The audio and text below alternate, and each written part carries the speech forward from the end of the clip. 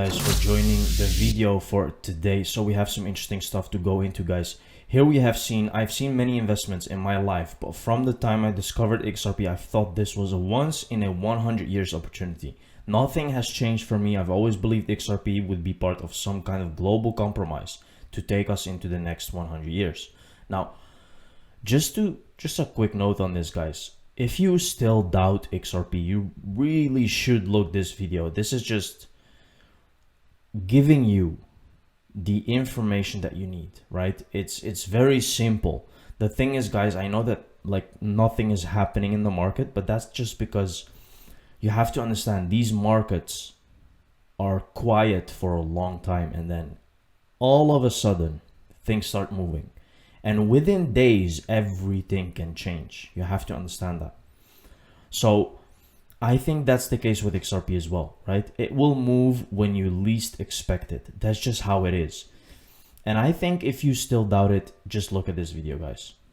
I genuinely feel the biggest financial terrorist in the world is the US dollar.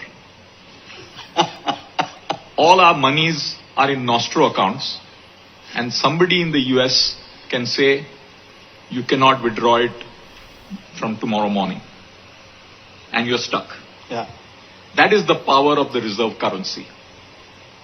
And I think we are at a very crucial time in the world history where the world is desperately looking for an alternative reserve currency. These changes happen once in hundreds of years.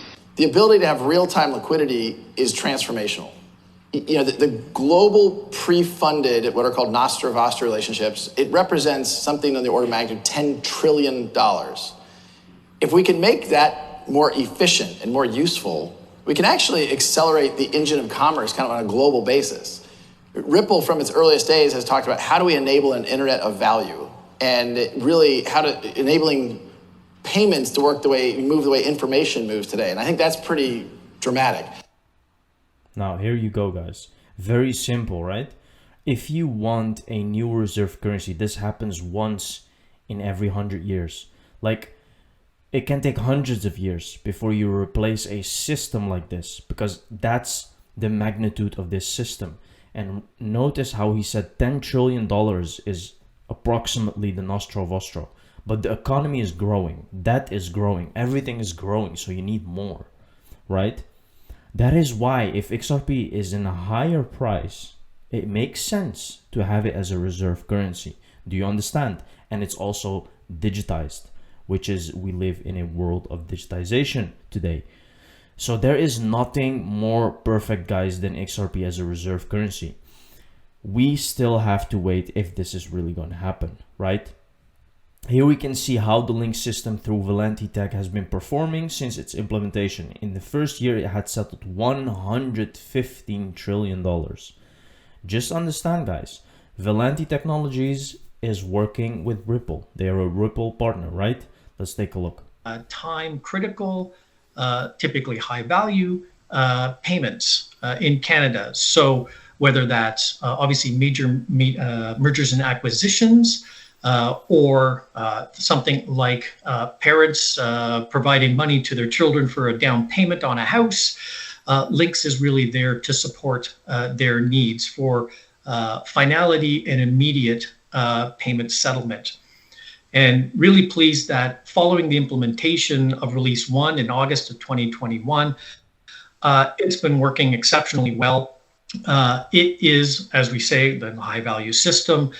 So over the first year, it settled $115 trillion and 12 million payments. So on a daily average, that's about 50,000 payment transactions a day, and about $460 billion a day. So obviously, spent a lot of time defining that strategy and the process for implementing the two releases. That's worked exceptionally well. And obviously very proud coming out from Release 2.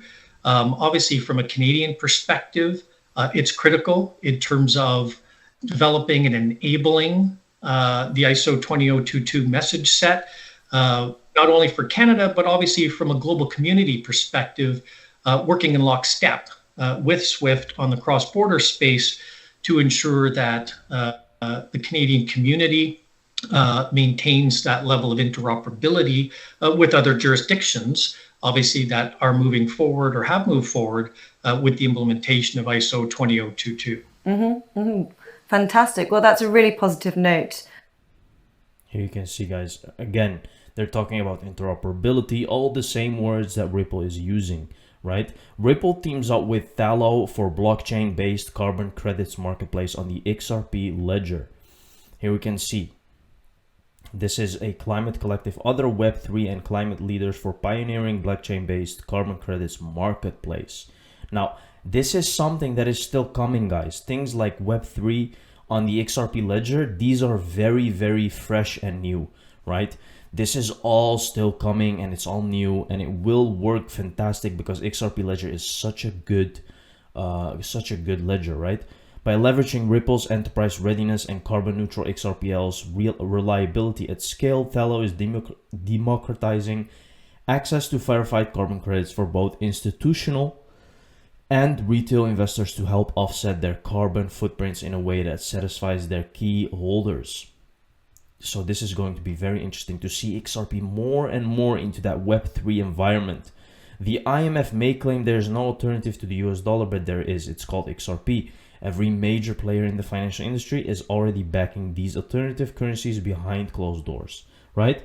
So whether you like it or not, XRP is already being used by massive companies because they can move money very quickly and cheap, right? At one point, they do not have another option. And the IMF knows this because the IMF has multiple papers, guys, where they talk about Ripple and XRP. So the thing is, they do not want to go away from the US currency because there's too much stuff going on behind the scenes. And whether you believe in conspiracies or not, it is not easy to just go away with the dollar, right? It is very, very difficult to do so. You are playing with very high powers. The problem is here, it's not efficient anymore. The whole system, the whole financial system is not efficient anymore. They have to do something. They're in big trouble. So they can either get clarity for crypto so that XRP can be used, something from the United States, from the US grounds, that is going to be a reserve currency, or they can keep fighting it and it will only get worse because China is moving forward and their Chinese yuan is already very powerful.